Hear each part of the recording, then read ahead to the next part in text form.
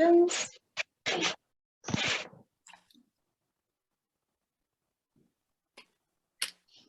Good afternoon, and welcome to Pop the Red Pill, a podcast about truth and all things parental alienation. We're here to lift the veil.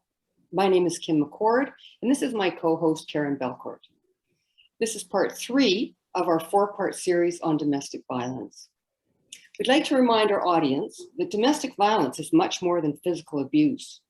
While men can and do experience domestic violence, women are overwhelmingly impacted. Domestic violence can be coercive control, verbal abuse, emotional abuse, psychological abuse, sexual abuse, financial abuse, spiritual abuse, as well as child abuse. Domestic violence can also be harassment and stalking, including monitoring a partner's activities online, using electronic devices to watch them or control them, following them, or consistently invading their privacy. Domestic violence is also cyber violence, including image and video sharing without consent, taking pictures or video without a person's consent, online bullying, harassment, unwanted sexting, and hate speech. Domestic violence is also legal abuse. The current procedures of litigation in family court, coupled with federal and provincial statutes, set the stage for the perfect storm for continued family entanglement in conflict. Our topic for today is family court corruption. Because it is a multi-layered and vast subject, we would like to welcome our expert on the topic, Kathy Jones of Mother Justice Network. Welcome, Kathy. Thank you for having me. Thank you for being here. Kathy, you spend a significant amount of time in family court, including as recent as this week. Yeah. Tell us about the general treatment of women. What have you witnessed by the judges, the lawyers, and even the judiciary? Oh, goodness. That's a very broad question, and I would come back with what haven't I witnessed. But generally speaking, it is my experience, my continued experience, that women are treated very differently and held to a very different standard than men are in the family courts. And again, I would encourage people to remember that there are a multitude of issues that women face when going through the family court.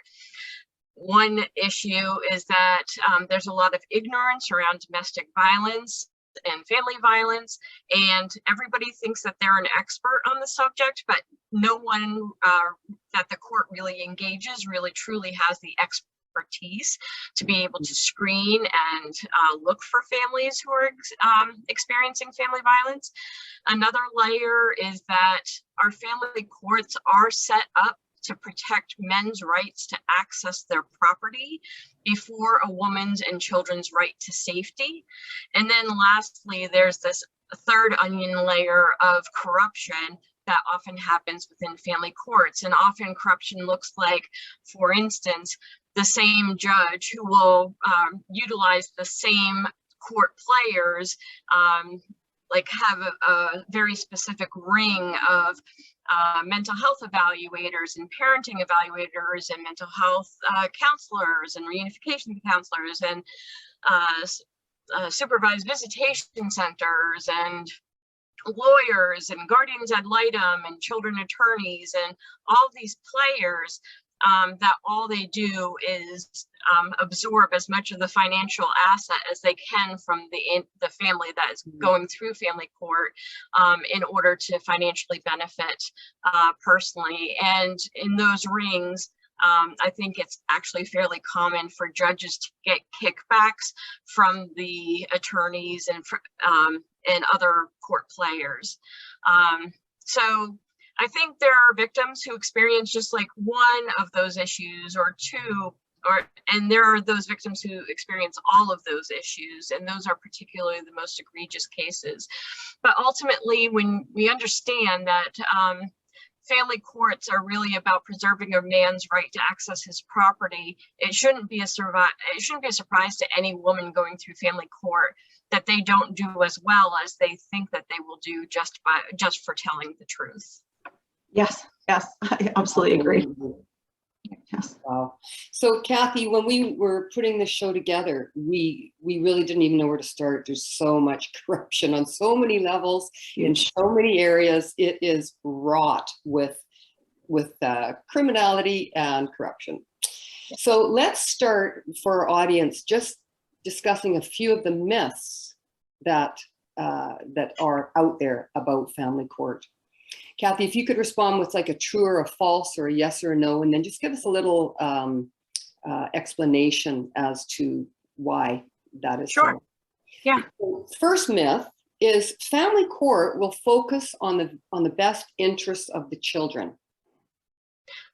So I would say that that's absolutely false, but remember that best interests of the child are legally defined, and every province or every state will have their own particular definition of what best interest of the child mean. But generally speaking, when you look at that definition, it's very rare that safety and well-being of the child will be mentioned. And instead, best interest is most often measured by the children having access as equally as possible to both parents. And it doesn't mention whether those parents need to be healthy or need to be loving or engaged parents. It's just assumed that a 50-50 split, like King Solomon, is what is in the child's best interest. But if we were truly engaged in doing what was in the best interests of children, I think parenting plans post-divorce or post-separation would most closely reflect the parenting that happened before the parents separated. And so if there was a father who just saw his kids on weekends, that would be reflected in parenting plans post-separation. And I think that truly would be in the best interests of children, a continuity of the lifestyle that they have become accustomed to. Right.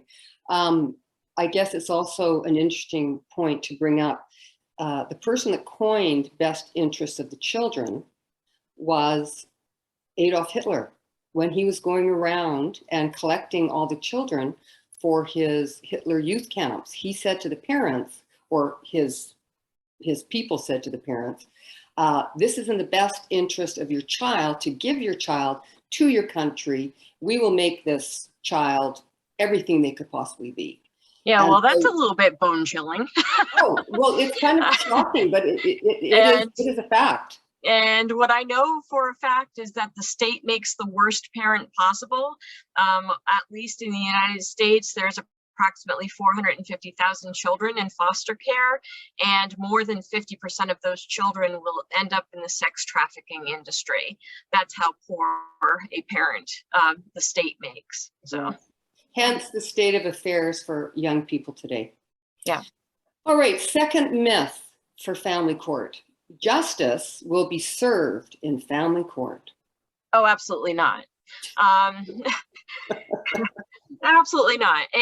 And in reality, you know, we all have our ideas of what justice means, but I tell the women that I work with, you will have to define what justice means for yourself, and then you will have to go find it, like working outside the legal system. It is not a justice system, never has been, never will be. It is only a legal system that is set up with rules and laws and protocols and guidances, and every last effort is towards protecting a man's right to access his property before anything else.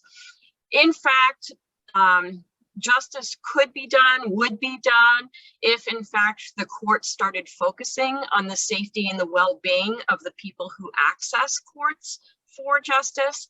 But until our court systems, our respective court systems, make it clear that safety and well-being is the dominant goal over everything else, we are going to continue to have injustices in our courts, in all courts, not just family court. Mm-hmm. Yes, I would say family courts absolutely fail the children. Absolutely fail. Right? Yep. All right, third myth for family court. Perjury is not tolerated in family court. We're all laughing about that one. No, it's Oh my encouraged in family court. It is by the dishonest people, right? Oh, Yeah. So I tell my survivors that truth means nothing in the family court system. The person who can buy the best impression is the person who wins.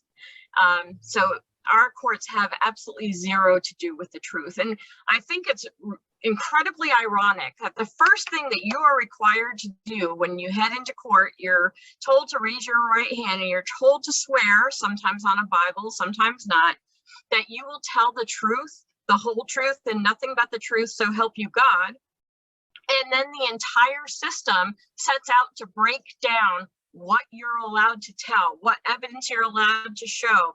No, you can't say that, that's hearsay. No, you can't demonstrate that because the person isn't here to back up your claims.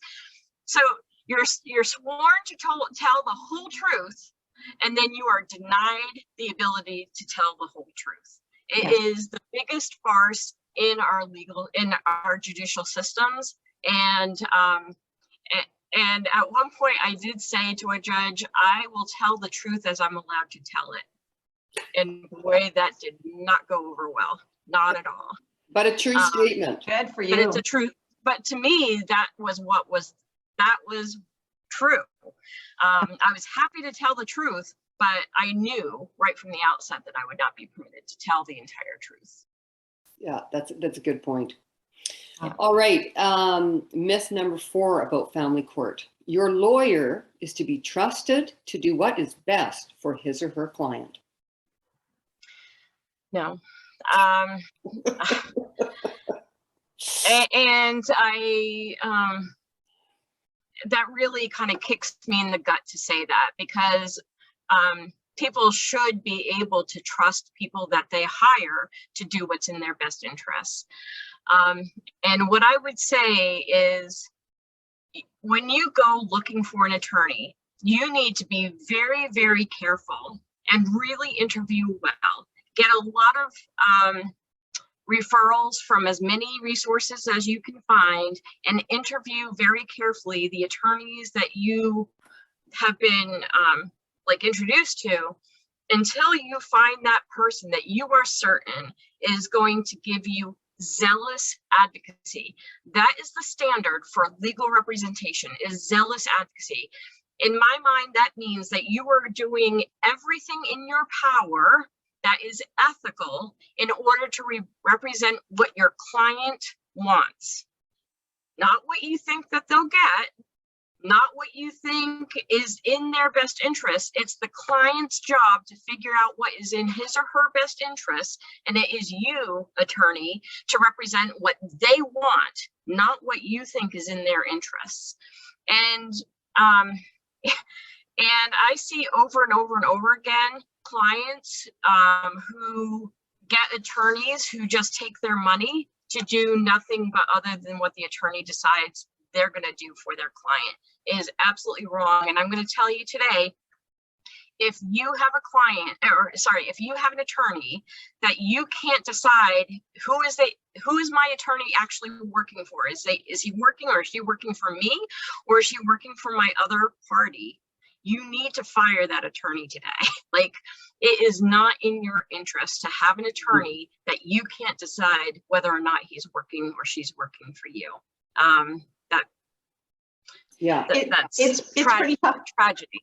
It's pretty tough when you go into court, because when you start first going to family court, you have no idea that the lawyers are actually working for the courts. They're not, most of them are not working for you. I should say, right. Or a good portion of them. And you have no idea what to expect, because you believe that the court system is supposed to be based on, representing the truth.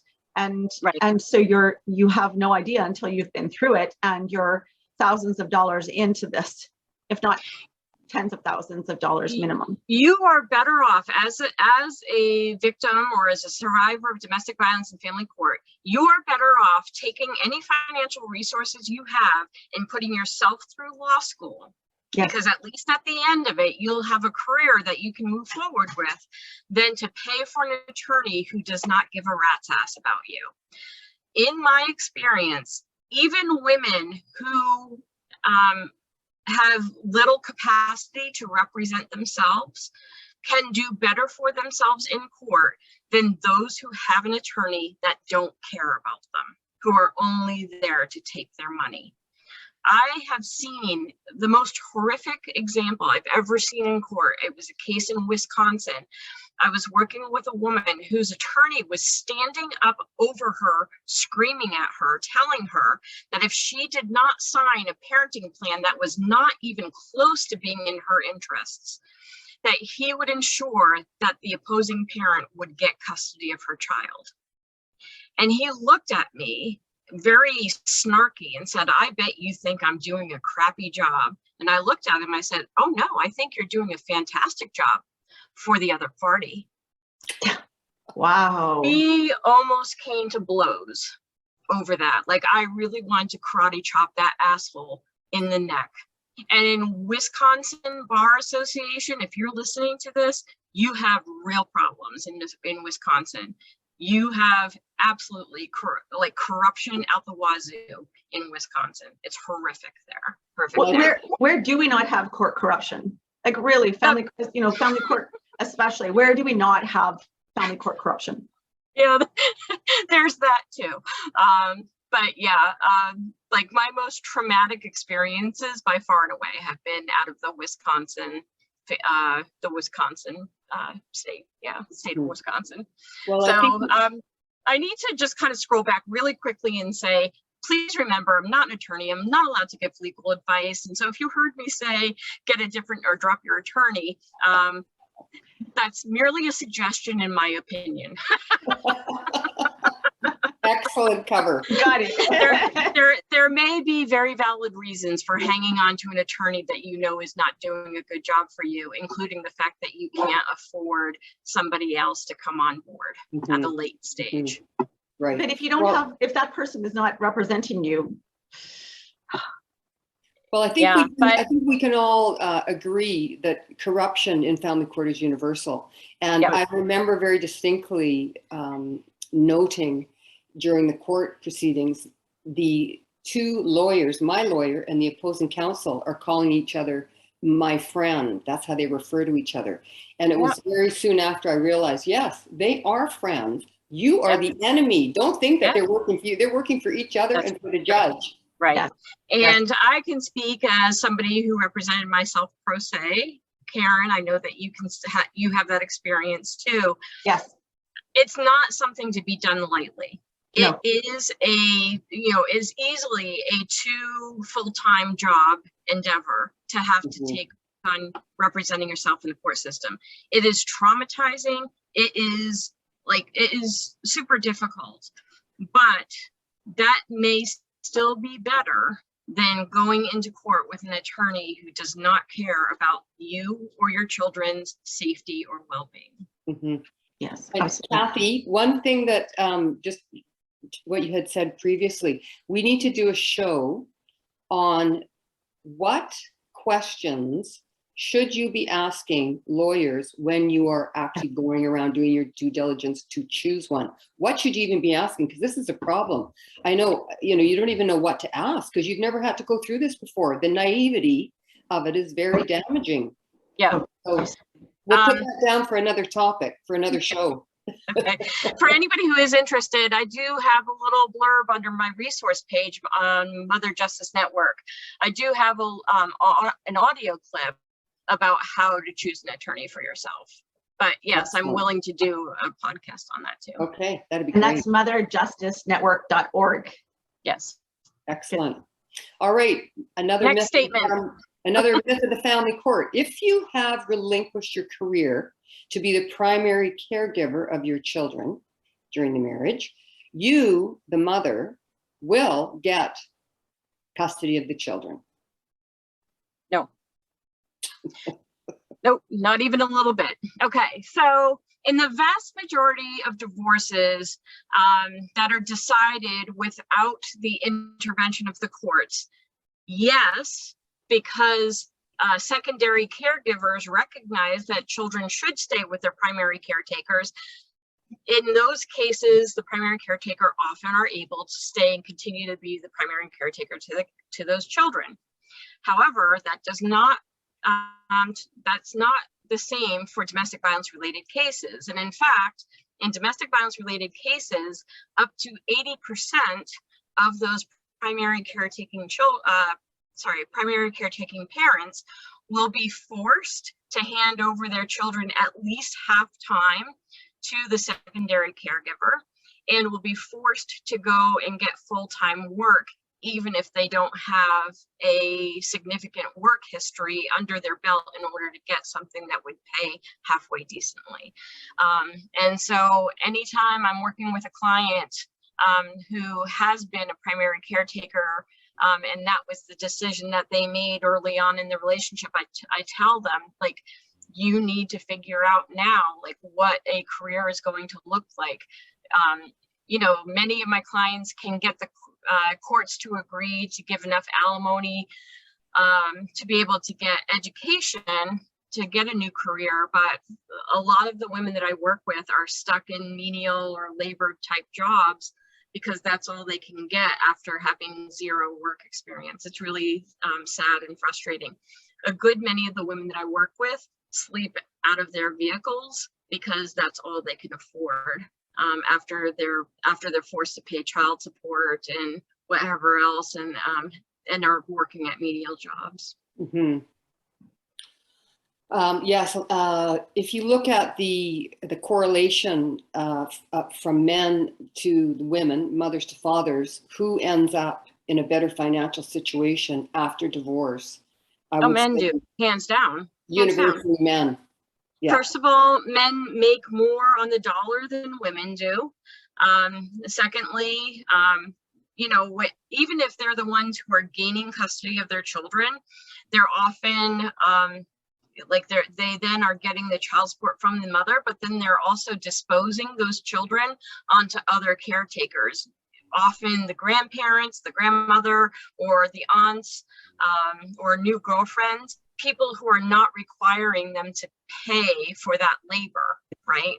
And so, you know, so they're financially benefiting from the free labor of other women in their life. And, you know, it's kind of a ballooning benefit that they have. And women just don't have those same resources or same opportunities. Mm-hmm. And then the high net worth individual personality profiles like this, they will take the children and then they will hire a nanny as opposed to having the mother take care of the children. Even though the mother's available, the mother's 5 minutes away, but they would rather have somebody else. Yep, they would rather amputate the mother.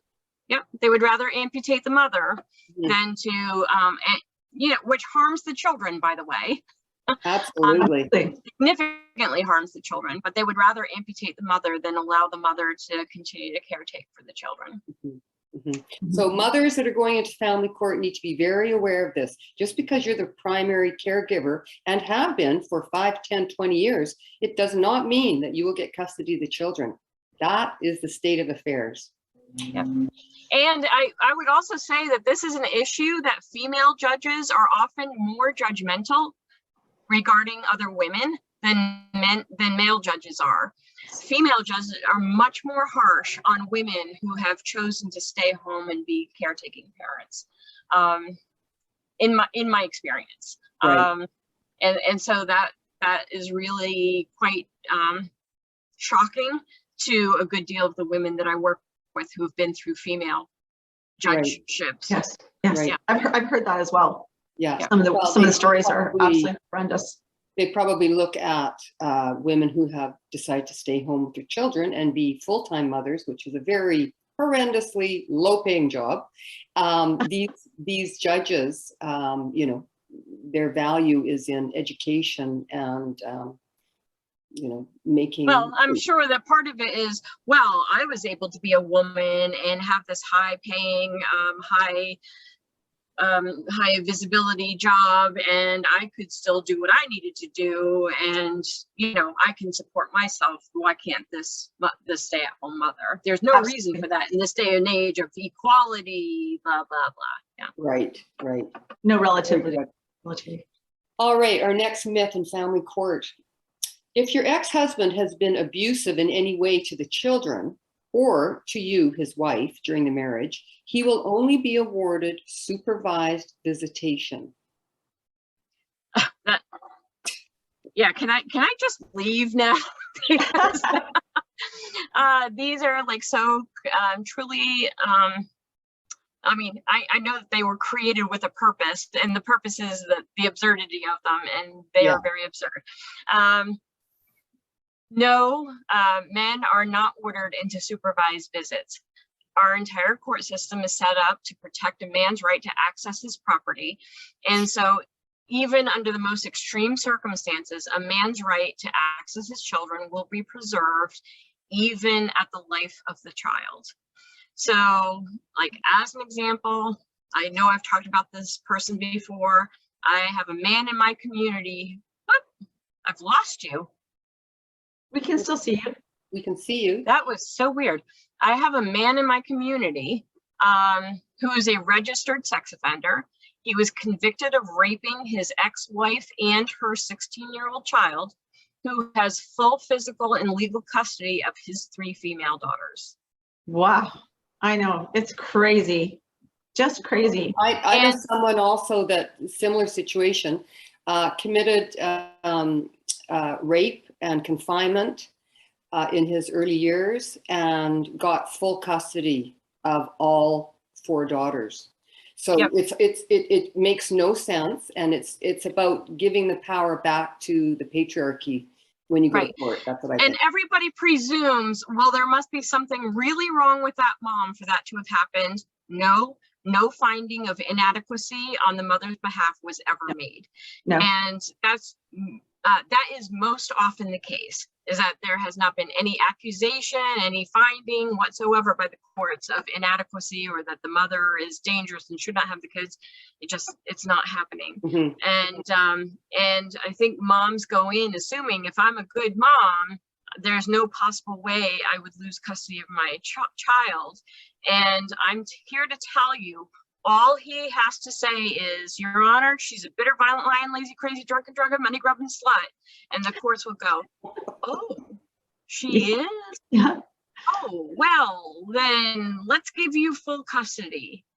And the other unhealthy parent can abuse the children, and the courts don't even blink an eye. Right. Absolutely. Well, because like all abuse, it's going on behind closed doors. So, right.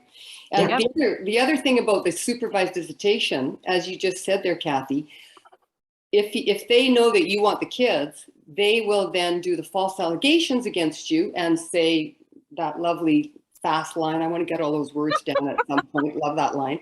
And then the next thing you know, you will have these false allegations of child abuse against you, and you will be getting supervised visitation, like you are a common criminal. And then the kids look at it like, oh my God, there must be something wrong with my mother.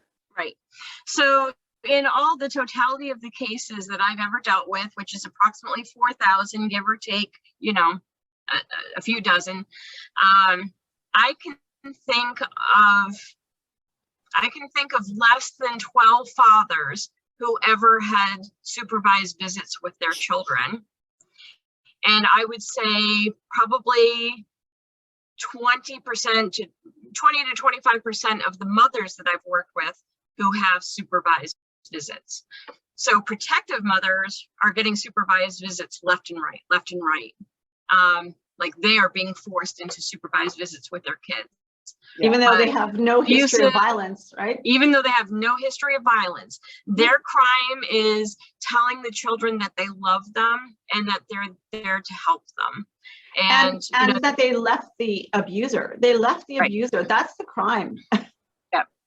Yeah. Right. And so again, it goes back to kind of the inequity that women have a much higher burden of proof in the family court processes.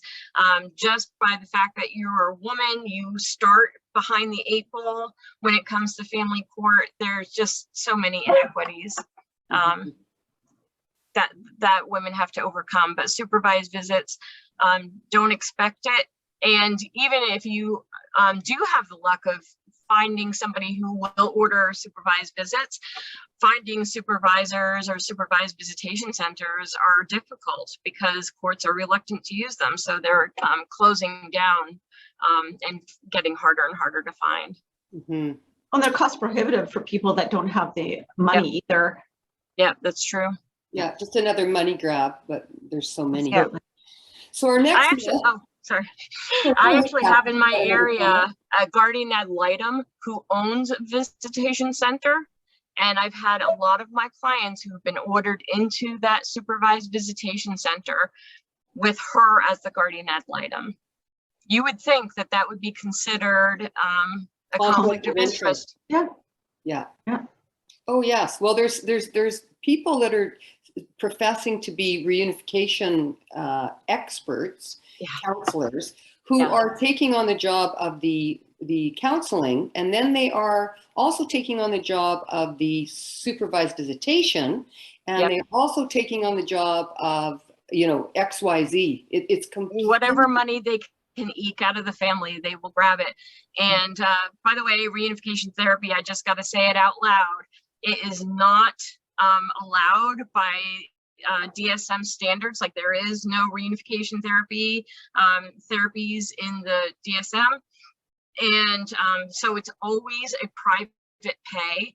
And these reunification therapists who work for the family court specifically, I'm not talking about child protection, although they have their own issues. I'm talking about family court specifically. They will charge anywhere from $150 to $350 an hour, at least here in New Hampshire. And they do really unethical things like changing the contracts, from family to family, or even family member to family member. They're bullying children into forcing the children to declare their love for the parent that's abusing them. I've had most of the children that I work with who have gone to these reunification therapists come out saying that they want to die or they want to kill themselves, which is particularly tragic because these people are counselors or therapists. They should not be contributing to the mental illness in our communities, but they do. And they do it very willingly to get the money that they can out of these families. Yes. The word reunification therapy is not even a psychological construct. It does not exist. So, you know, the people that are professing to be experts as reunification experts, therapists, they are definitely on the hanging off the money tree, so to speak. Yes. As far as I'm concerned, it's criminal. I had a legislator who was trying to submit legislation to have reunification therapy eliminated, like conversion therapy. I'm not really sure where she is in that process, but I'm hoping that she'll be successful in one of these legislative rounds. So. That's good. All right, our next myth about family court. Mothers are encouraged by their lawyers to disclose any physical, mental, or sexual abuse which occurred during the marriage. They're quite honestly vociferously discouraged from disclosing any kind of abuse. They tell their clients it doesn't matter. The courts aren't going to care about that. And to some extent, that is true. But by pushing women to not disclose abuse, they're setting up those women for further issues down the road. I think if you divorce with no fault grounds, or what's the word that I'm looking for, like equal responsibility for the breakdown of the marriage, then the courts long term see you as equally problematic in the relationship. And so when domestic violence related cases keep coming back to court for the parenting issues, as they will until the youngest child turns 18. The mother is seen as equally problematic, if not more so, because, you know, she's creating all these problems when she should just be giving the father what he wants. You know, how dare she try to keep her children safe from him. So yeah, I'm sorry, I'm kind of losing sight of your original question, but no, attorneys do not encourage survivors to disclose abuse. And in fact, they really lean on survivors to keep their mouth shut. Mm-hmm. Okay, our last myth about family court. All document disclosure will be adhered to and all assets will be split 50-50. It's so bad we're laughing about these. They're not even a little bit. And again, here's an area where women are held to a much higher burden than men are. So like men are, the women are tormented, like, hey, I've got to make sure that I have every last, you know, iota, every last scrap of text or financial documentation. If I don't get this put together and get it to him, I'm going to be in trouble. The case that I was just on yesterday, the man had refused over years to even do the basic, it was called Rule 125 discovery, hadn't even done that basic level. And the courts were only finding him in conditional default, even though for months and months and months now, her mom's attorney has been saying like, hey, here's the interrogatories, you need to have these submitted to us within 30 days, blah, blah, blah. No, the man never submitted any of the evidence for anything, and he was given a pass. They went through on the divorce hearing yesterday, and you know, there was certainly some kind of, what's the word I'm looking for, behind the scenes negotiation going on with the woman as to whether or not she would want to move forward, knowing that she didn't have his information, and ultimately she decided to do that for herself. But that there was no consequence whatsoever for that man refusing to engage in getting the proper documentation to the woman's attorney.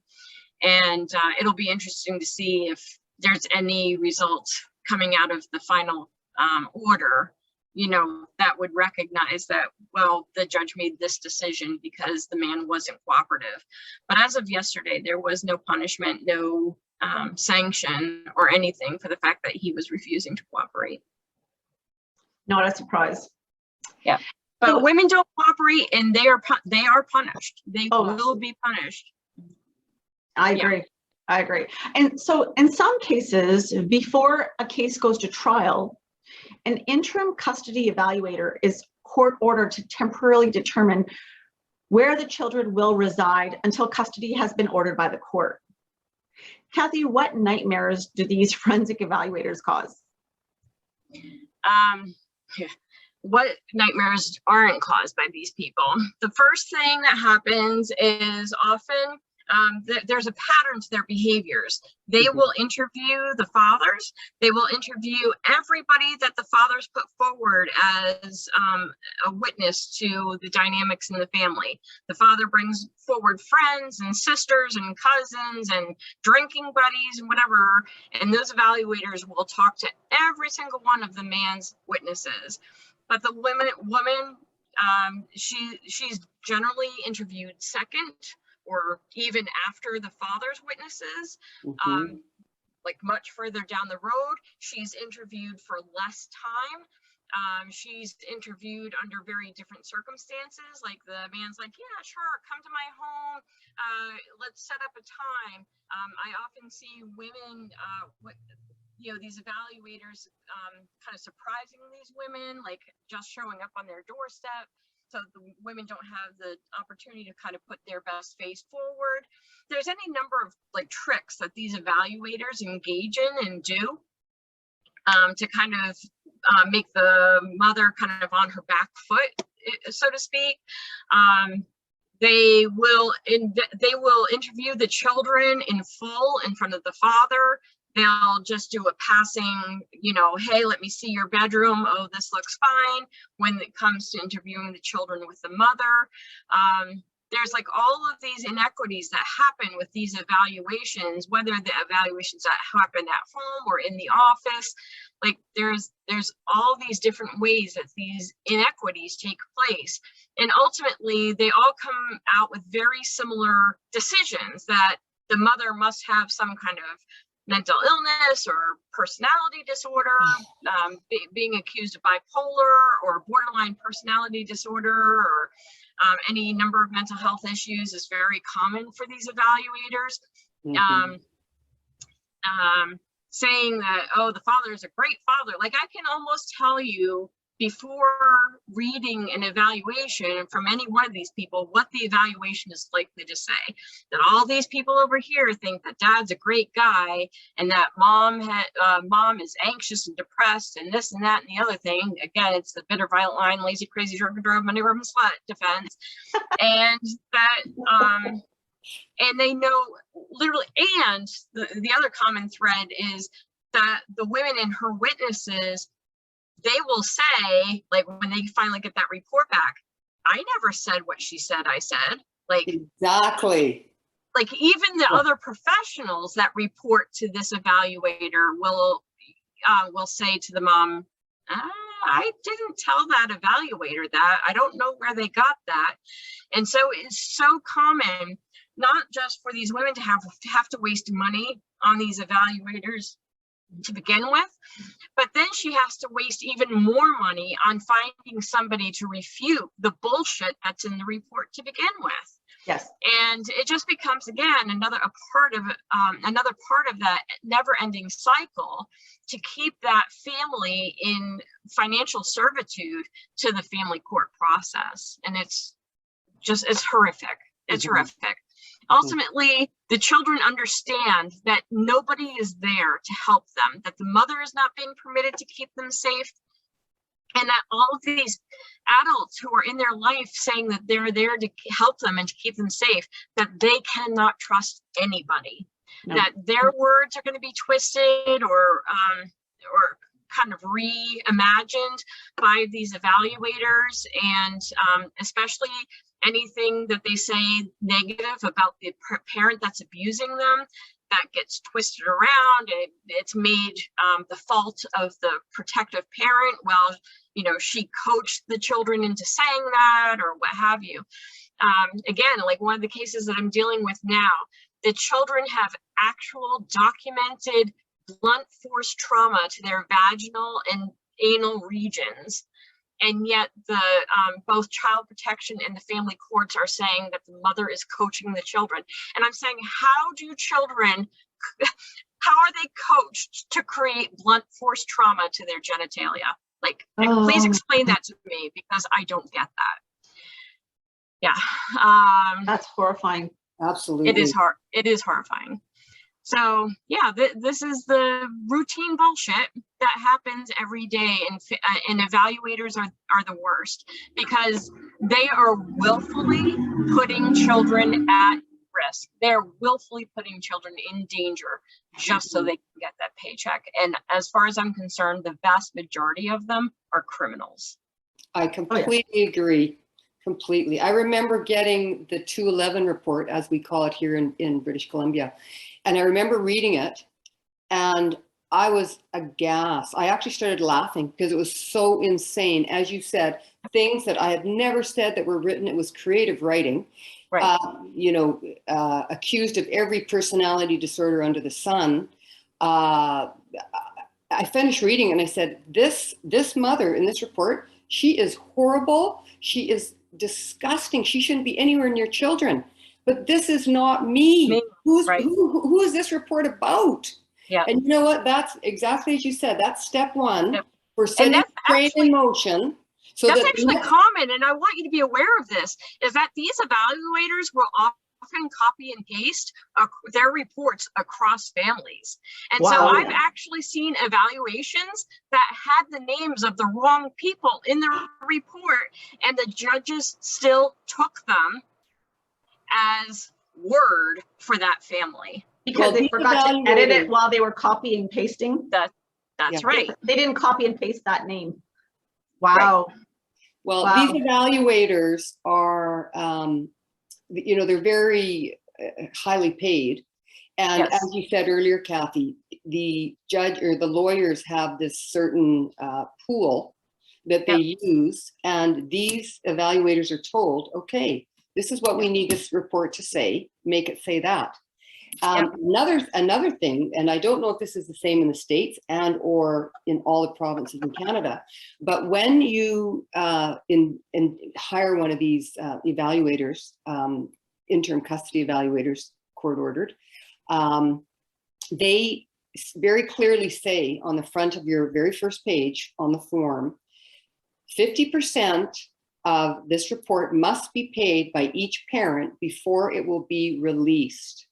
Well, Right. lo and behold, I don't see any bill, any invoice for any report, and there's a report released. Right. I spent a year and a half trying to find, I want to see the paid receipt for this 211 report. My lawyer couldn't get it. Who knows if, you know, they're in cahoots with everybody together on this. But anyway, after a year and a half, I got it. The entire $16,000 was paid directly from the Your ex. ex-husband. Shocker. Yeah, I'm not shocked. Corruption. And then I would that sets, expect it. and then that sets the stage. The next step is, okay, she's this horrible person. Now we must have supervised visits. We can't leave her alone with the children. She's a XYZ. Yeah. So you know what? And and like these evaluators, they're even going beyond, like, what you just described is just one game.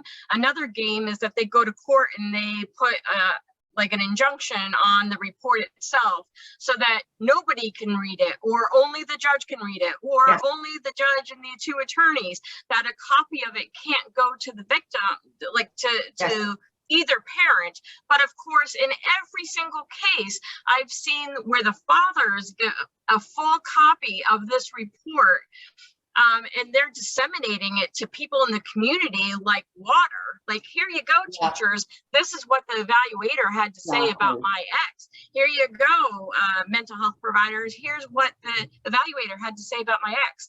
Men can get access to those reports, no problem. But for the woman to be able to get a copy of that report so that she can merely highlight the words that are misconstrued or twisted, you know, things that she supposedly said, she can't get that report. No. And it's just like horrifying. And so there have been times where I've said to women, like, one of the things that you may need to do is, like, you have this evaluator, you know, like, here are the tactics that they're going to use. I'm telling her what they're going to do. And, you know, she can see, like, hey, yeah, he's already started by interviewing everybody else and not me, and blah, blah, blah. Mm-hmm. And I said to her, you may want to consider hiring your own expert, your own evaluator to contradict what is going to come out of this report, because we can already see the signs of what's happening here. Mm-hmm.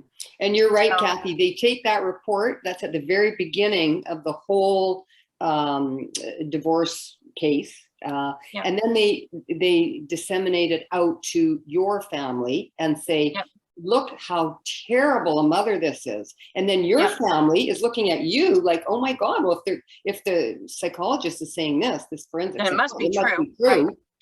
But here's one of the things that I learned over, like, the course of 25 years in working with professionals outside the scope of domestic violence work, is that very few professionals get really any level of training on domestic violence or family violence, even the larger umbrella of family violence. Mm-hmm. And so, as an example, a few years ago, I was going in and doing a training for a mental health practice, and there were, like, let's say 15 people in the training with me, all of the mental health practitioners, and some of them had been practicing for as many as 30-35 years.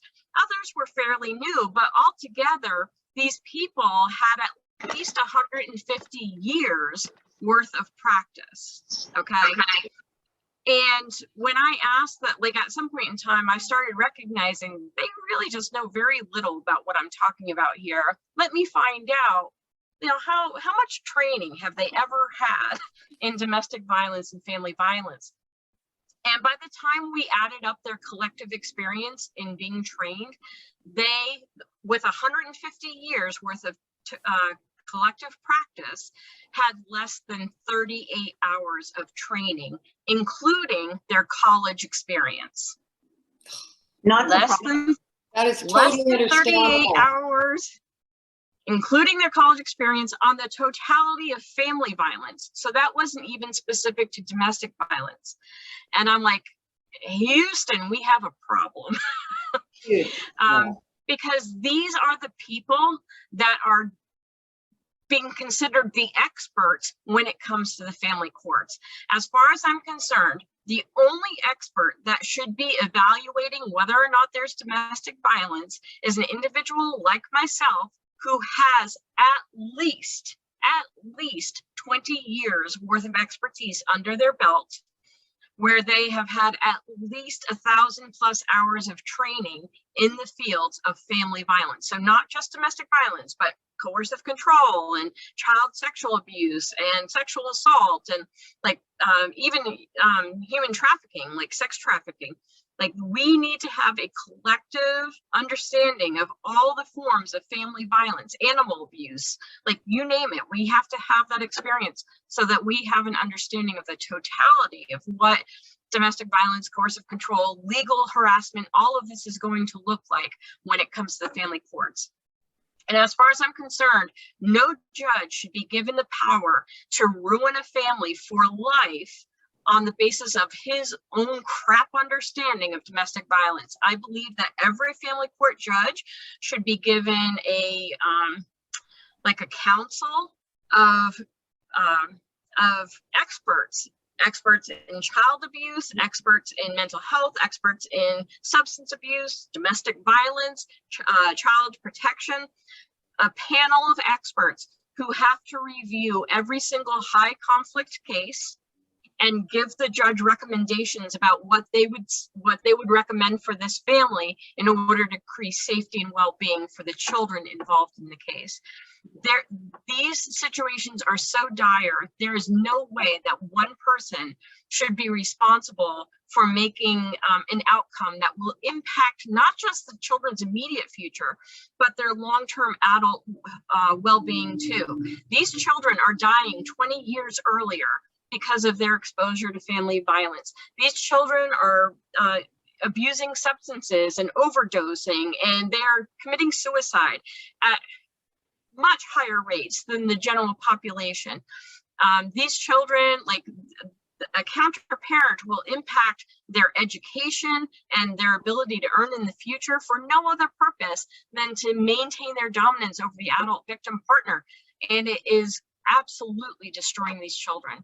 And our communities are helping them do it. And it's disgusting. It's got to stop. Well, and wouldn't you agree that they're also, they are definitely dominating the children, but they're also oppressing the children, like you've said, so Absolutely. Not supporting them in getting out and having a great career, having a great level of education, as you've said, and right. And really wanting to be able to continuously control them so they can have someone that they right. can continue to control yep. ongoingly especially if they don't have a partner in their life. Yep. And, again, these children are going to go on, are far more likely to be abusive themselves. Yep. So they're extending the criminality to the next generation. Where there's domestic violence, there's going to be more gun crime. There's going to be more, theft and vandalism.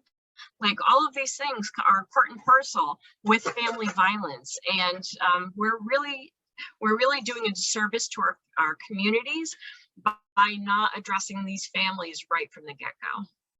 Absolutely, I agree completely. Karen?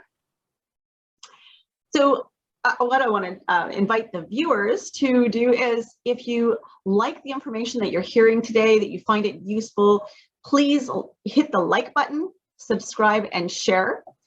Our aim with the podcast is to spread education and awareness about this very important issue. So Kathy, why don't the family court judges order a professionally competent subspecialist to assess, diagnose, and treat this special population of alienated families? Lack of accountability. Yeah. I think if judges understood that they would be held responsible for the poor outcomes of these children, I think if these judges were required to go back and see what happened to the children that they made these horrific orders for, that if they were required to sit and interview with these kids, or to understand like the hows and whys and whens of these children being murdered, that it was something that they had to review every year, I think that they would be making more careful choices. Those are for the judges that are uneducated. Of course, you're always going to have that judge who is participating in corruption, who doesn't care that children are being hurt and families are being hurt, as long as he has his swimming pool at the end of the day. But that's when those judges need to be held accountable criminally through other systems. I wish I could tell you the whys and the wherefores of why we have judges that just don't care about this topic, but they need to start caring, because at the end of the day, as I said earlier, it's our communities. You know, it just like it takes a community to raise, or it takes a village to raise a child, it takes a village to rape a child too. And our children are being raped emotionally, physically, in every possible way. And currently our family court systems are holding those children down for the rape. You know, I'm sorry, but I get really, really angry. I am an unfunded program, and I get really angry when time and time again, I am doing the job of child protection, who gets millions of dollars, and I'm teaching a 6 and an 8-year-old girl how to delay getting raped by her father. That is the conversation that I am having with kids. And these are the types of conversations that I'm having very regularly with children across the United States, across Canada, everywhere that I've been working. These are the types of conversations that I'm having with kids. I'm freaking tired of it. Family courts, do your job. Get their proper experts in to address the family violence that's happening. It is more common than you think, and it is in every single high conflict case. What you are calling high conflict is domestic violence. Get your head out of your ass and start doing the right thing for these families. Yes, yes. Bravo, bravo, Kathy. Yes, absolutely. And I know one woman that I spoke to in the community. She, you know, we were just crossing, going in and out of a store one day. And she said, you know, how are you doing? And she actually works for Child and Family Services. And she told me that she had 25 cases where she had evidence to show that there was sexual abuse. And when she took those 25 cases to court, there were 0 charges laid against the perpetrator. 0 out of 25. Like, how do you have any faith in the system at all when you're there working to support and protect these children, when you find out and the perpetrators, the abusers, are not being held responsible? Right. So maybe we remind our audience to stay out of family court if at all possible. It is an adversarial, polarizing system devised to create chaos, drain finances, and destroy families. That's the bottom line of our show today. People really have to understand what this is. Yeah. So that's it for Pop the Red Pill. Thank you, Kathy Jones, Mother of Justice Network. And again, that's Justice Network, motherjusticenetwork.org, if you're looking for Kathy's website. And we look forward to seeing you all next week for part 4 of our domestic violence series. Thank you for spending your time with us today. We very much appreciate it. Thank you for having me.